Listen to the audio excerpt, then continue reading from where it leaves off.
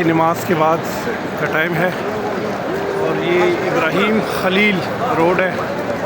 और जहाँ तक नज़र जा रही है वहाँ पे लोग मौजूद हैं। आज 8 जून 2024 है और टाइम है तकरीबन 9:10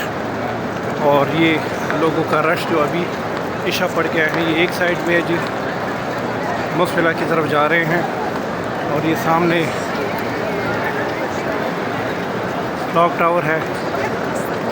और ये इसके साथ दारुल तौहीद है जो कि बहुत बड़ा होटल है। उसके पीछे भी आप देखें जैम पैक, तो बिल्कुल जगह नहीं है, हर तरफ माशाल्लाह।